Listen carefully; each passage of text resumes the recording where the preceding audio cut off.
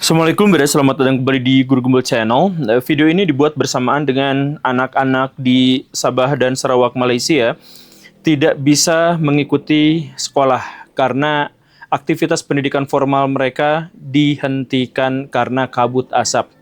Kabut asap itu menyebabkan juga bahwa aktivitas ekonomi di sana lumpuh dan banyak sekali kegiatan-kegiatan formal yang biasa mereka lakukan sehari-hari sekarang tidak bisa dilakukan karena terlalu pekatnya kabut asap. Dan mirisnya adalah kabut asap itu tidak disebabkan oleh perilaku mereka sendiri, tetapi oleh aktivitas di negara tetangga mereka, yaitu Indonesia. Ya, saya sih menduga, saya sih mengira bahwa teman-teman di Malaysia sekarang sedang mengumpat, sedang menghujat, ada ribuan orang di sana mungkin yang berkeluh kesah dan marah-marah. Kenapa sih orang-orang di Indonesia terus-terusan bakar hutan seperti ini? Sampai keuntungannya hanya diambil segelintir orang Indonesia, tetapi kerugiannya bahkan sampai ke Malaysia. Kalau ada orang Malaysia yang mengumpati orang Indonesia dalam konteks ini, saya tidak akan membalas. Saya justru akan berpikir, ya saya bahkan harus minta maaf dengan apa yang terjadi sekarang gitu. Karena saya sebagai warga negara Indonesia. Ya, jadi untuk warga Malaysia saya mohon maaf atas hal ini. Saya tidak akan membela diri, tetapi saya cuma mau bilang bahwa apa yang terjadi di Sarawak dan Sabah itu cuma ampasnya doang. Polusi yang sebenarnya terjadi, hutan terbakar yang sebenarnya terjadi, itu adanya di Indonesia. Dan kita harus menyebut bahwa 99,9% kebakaran hutan di Kalimantan itu adanya di Indonesia dan 71% diantaranya itu terjadi di lahan yang diberikan pemerintah kepada sejumlah pengusaha-pengusaha untuk bikin sawit dan komoditas industri lainnya. Begitu, Baraya. Jadi kalau ada orang yang mengatakan bahwa ini adalah gara-gara bencana alam, maka coba tanyakan apakah bencana alam bisa pilih-pilih negara. Satu pulau tidak ada perbatasan, tapi kemudian api hanya melalap wilayah yang ada di Indonesia. Betapapun kemudian asapnya pindah juga ke Malaysia. Nah, jadi dalam hal ini jelas sekali bahwa ini bukan disebabkan oleh unsur-unsur alam, tetapi ini disebabkan oleh manusia. Dan kalau Baraya masih cukup bingung dengan itu, saya akan tambahkan sejumlah indikasi-indikasi bahwa kebakaran di hutan Kalimantan bukan disebabkan oleh alam, tapi oleh oleh manusia. Yuk kita lihat beberapa indikasinya ya. Di Kalimantan itu memang oleh Pak Prabowo Subianto, presiden tercinta kita, itu memang digalakan untuk nanam sawit di sana. Dan sudah kita ketahui bahwa setiap ada upaya penanaman sawit di satu kawasan di Indonesia, itu pasti melibatkan pembakaran lahan. Baraya bisa cek sejarahnya, dimanapun ada sawit itu berada, maka di situ akan dimulai dengan pembakaran hutan dan lahan. Begitu ya. Nah, Pak Prabowo sendiri itu telah mengizinkan kepada sejumlah perusahaan-perusahaan untuk melakukan penanaman sawit di wilayah yang mereka pinjam. Begitu. Jadi ada korelasinya, ada hubungannya. Dan kita juga harus mengetahui bahwa lahan hutan di Kalimantan secara khusus yang sudah terbakar itu harganya jauh lebih mahal daripada yang masih berupa hutan. Baraya bisa cross-check ke sana, Baraya bisa tanya kepada pelaku-pelaku usaha di sana bahwa lahan yang sudah terbakar itu harganya jauh lebih tinggi. Dan karena itulah maka di Kalimantan itu pembakaran hutan itu bukan hanya disengaja, tetapi sudah menjadi sebuah industri. Ada industri besar di sana, di mana mereka tugasnya adalah membakar hutan untuk membuka lahan baru bagi sawit dan komoditas-komoditas industri. Dan sekali lagi kita harus menyebutkan bahwa usaha-usaha itu semuanya diketahui, diizinkan, dan dipersilahkan oleh Presiden tercinta kita, Pak Prabowo Subianto. Dan karena ini sudah menjadi industri, dan ini adalah sebuah kesengajaan, maka saya pikir kita harus mengubah kata kebakaran berubah menjadi pembakaran. Ya karena memang sudah, dan saya pikir saya harus berani bertanggung jawab untuk mengatakan bahwa ini bukan kebakaran tapi pembakaran. Setidak-tidaknya kita sudah mengetahui bahwa polisi kemarin-kemarin itu sudah menangkap sejumlah oknum warga masyarakat yang membakar hutan. Tapi kita harus yakini bahwa mereka itu sebenarnya adalah orang ecek-ecek biasa gitu ya, yang disuruh ngebakar sama orang yang jauh lebih besar, yang polisi juga tidak berani melakukan tindakan kepada mereka. Ya, saya sulit, banyak sekali teman-teman yang bosan dengan bahasan-bahasan yang nyerempet-nyerempet politik, bosan untuk membahas tentang hal-hal buruk tentang negeri ini. Tetapi ya, hal-hal semacam ini tuh tidak pernah hilang dari negeri ini, dan kita tuh terpaksa harus membahas yang itu lagi itu lagi. Tapi saya mohon maaf ya, tapi harus saya sebutkan bahwa ini adalah pembakaran. Dan karena ini adalah pembakaran yang disengaja, maka saya sudah meramalkan hal ini jauh-jauh hari sebelumnya. Jadi beberapa bulan yang lalu di episode ke-994 saya menjelaskan bahwa nanti, saya bilang gitu ya, nanti akan terjadi kebakaran hebat di Kalimantan di puncak musim kemarau, begitu. Saya sebutkan bahwa di Indonesia itu menjelang yang namanya kemarau panjang, El Nino Godzilla. Nah, di situ itu ditandai dengan, saya sebutkan beberapa di antaranya ya, orang-orang di Pulau Jawa bagian selatan itu akan banyak yang mengalami krisis air. Kemudian sungai-sungai besar di wilayah-wilayah di Indonesia itu akan banyak yang mengering dan atau setidaknya surut. Kemudian waduk-waduk di Indonesia juga akan banyak yang menipis debit airnya dan lain sebagainya. Saya sudah sebutkan di situ karena memang sudah terjadi. Oh, tapi kan Pak Guru di episode itu menjelaskan bahwa itu disebabkan oleh faktor alam. Ya, memang ada faktor alamnya di situ. Tetapi khusus untuk kebakaran hutan, saya harus menjelaskan begini, Baraya.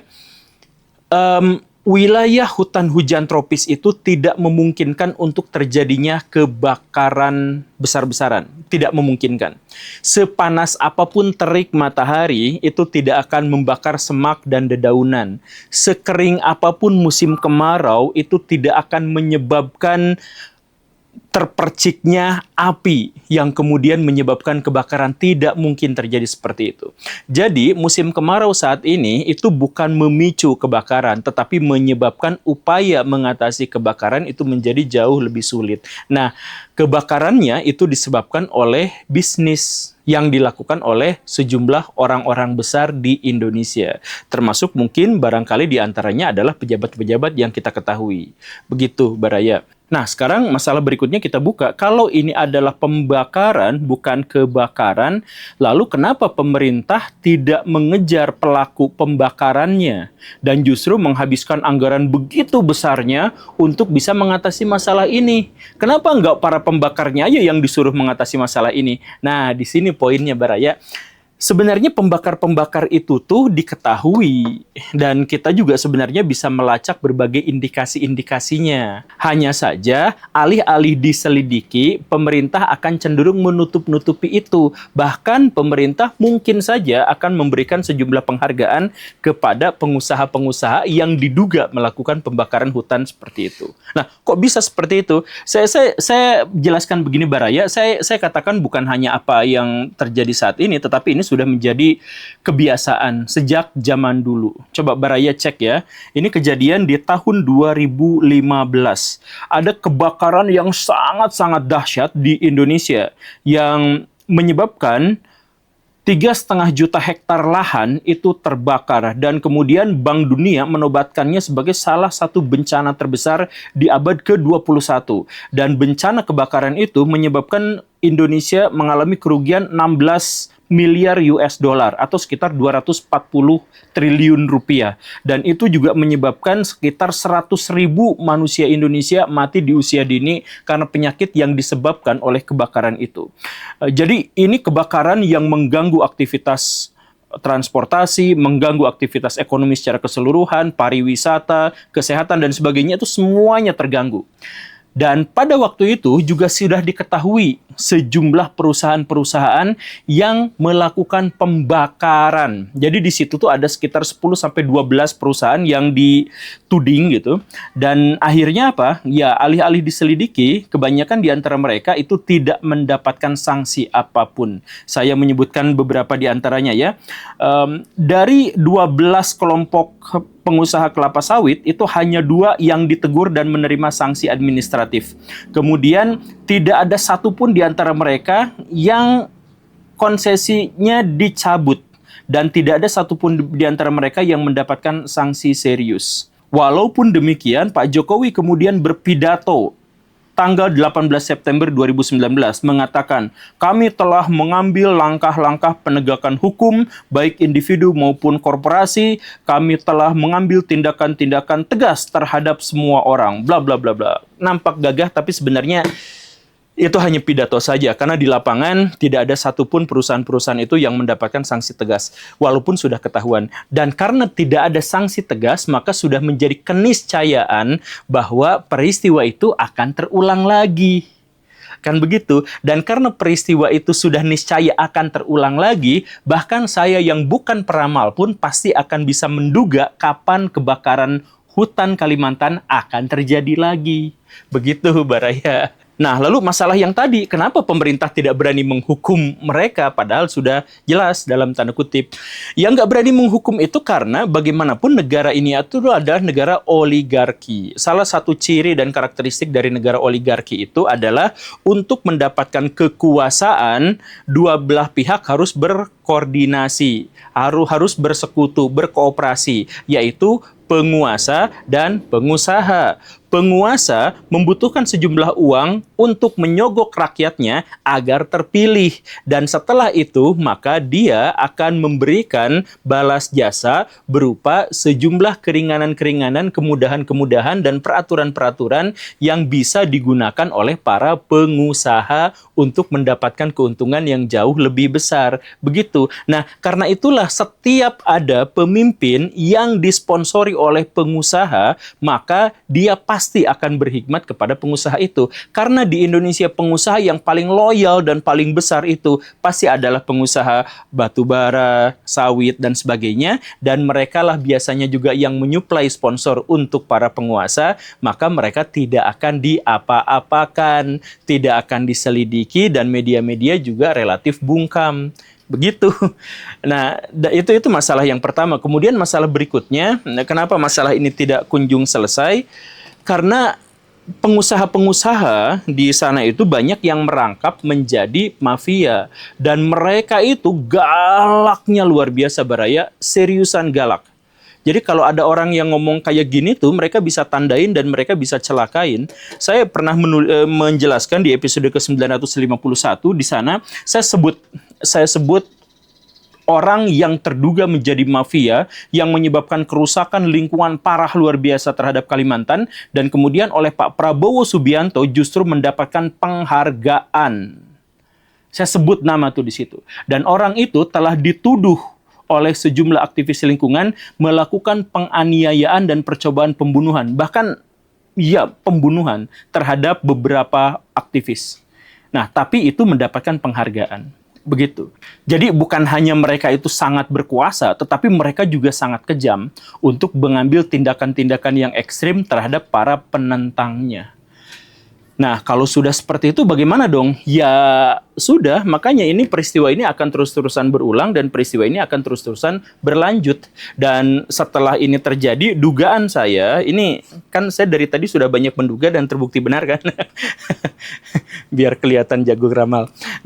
Nah, setelah itu dugaan saya berikutnya itu adalah pemerintah akan menggerakkan ulama-ulama Nahdlatul Ulama untuk memberikan sejumlah penjelasan, keterangan, dan ulasan-ulasan fikih untuk membenarkan tindakan itu. Begitu. Baik itu yang labelnya NU maupun yang labelnya MUI. Biasanya sih begitu. Gitu. Makanya nanti ke depan kita akan menemukan istilah-istilah Wahabi lingkungan dan akan menemukan istilah-istilah sogokan hasanah. Sogokan syariah. Atau yang semacam itu nanti akan keluar lagi lah. Kita tunggu saja. Gitu. Nah, terus gimana dong hutan Kalimantan? Bakal diselamatkan nggak? Sulit sih untuk berharap sekarang bakal terselamatkan, dan saya justru curiga ke depan kita akan menghadapi hal yang lebih buruk lagi. Apa itu? Kebakaran akan terjadi dalam tahun-tahun ke depan, dugaan saya mungkin 3-4 tahun ke depan, maksimal 5 tahun ke depan, terjadinya akan di Pulau Papua. Serius. Kenapa bisa seperti itu? Nah, ini lagi-lagi bukan ramalan. Ya, walaupun saya pengen disebut sebagai peramal sih, karena ongkosnya gede. bakal dibiayain sama banyak orang. Tapi saya jelaskan begini Mbak ya, ini trennya beginilah ya. Ketika masyarakat Indonesia awal-awal bisnis sawit, kan awal-awalnya itu bikinnya tuh di Sumatera. Nah, maka kebakaran hutan tuh awal-awal masif tuh di Sumatera. Seiring dengan ditanamnya sawit-sawit. Nah, begitu. Ketika sawit Sumatera itu sudah mulai makin banyak, maka mereka banyak yang beralih juga ke Kalimantan. Nah, jadi kebun sawit juga ada di sana. Dan begitu Sumatera dan Kalimantan sama-sama ditanamin sawit, begitu pula lah semakin banyaknya kebakaran hutan yang terjadi di dua pulau itu. Nah, trennya dulu tuh gini, Sumatera lebih tinggi karena sawitnya lebih banyak. Terus makin tinggi. Nah, ini terus menyusut. Sekarang Sumatera tuh menyusut pembakarannya. Kenapa? Karena sawitnya udah terlalu banyak, hutannya udah tinggal dikit gitu kan. Jadi kebakarannya juga tinggal dikit. Nah, Kalimantan yang sekarang membesar. Nah, sekarang mungkin sangat-sangat besar. Nanti setelah itu, setelah Kalimantan juga habis sama sawit, nah kita pindah ke Papua. Pak Prabowo Subianto sendiri. Kita punya teksnya ya, jadi di episode yang ini juga saya jelaskan Pak Prabowo Subianto sendiri yang menggalakkan penanaman sawit di Papua. Nah, sekarang itu udah sedikit-sedikit Papua itu ditanamin sawit. Nah, ketika nanti sudah semakin lama semakin banyak, industri di sana sudah berjalan, maka di sana industri pembakaran hutan juga akan muncul lagi. Dan disitulah kita akan menemukan mungkin dalam 3-4 tahun ke depan, Papua juga akan kebakar. Begitu. Ngeri kan? Ya, ngeri. Makanya kalau ya ini sulit sih, tapi pilihan mungkin yang bisa kita lakukan sekarang itu adalah jadikan ini sebagai sebuah pembelajaran. Ini bukan hanya urusan politik, Barayu, ini adalah urusan lingkungan. Urusan lingkungan itu jauh lebih ngeri daripada urusan politik. Karena urusan lingkungan itu adalah tempat makan kita, tempat tinggal kita, udara yang kita hirup, itu masalahnya. Masalah yang parah itu di situ, Baraya. Jadi nanti ya, tapi kalaupun misalkan masalah lingkungan ini harus diatasi, kan kita harus ngurusin urusan politik gitu ya. Makanya nanti pemilu 2029, coblos Prabowo Subianto di Universe 302. Karena Prabowo di Universe 302 itu masih Pak Prabowo yang dulu, yang kritis terhadap pemerintah, yang menolak KKN, yang bla bla bla bla gitu. Nah, semua kata-kata itu sekarang disanggah oleh Pak Prabowo yang sekarang ya. Jadi ya karena kita harus pindah universe dulu gitu, atau kita bawa Pak Prabowo yang dulu pindahin ke sini supaya bikin partai politik dan berantem dengan Pak Prabowo yang sekarang. Saya sih membayangkannya seperti itu. Tapi ya sekali lagi Baraya, kita sedang melubangi perahu yang kita naiki sendiri. Kita nggak tahu kapan kita akan tenggelam, tapi kita sedang melakukan upaya untuk itu. Terima kasih karena sudah menyimak. Saya Guru Gembul. Assalamualaikum warahmatullahi wabarakatuh.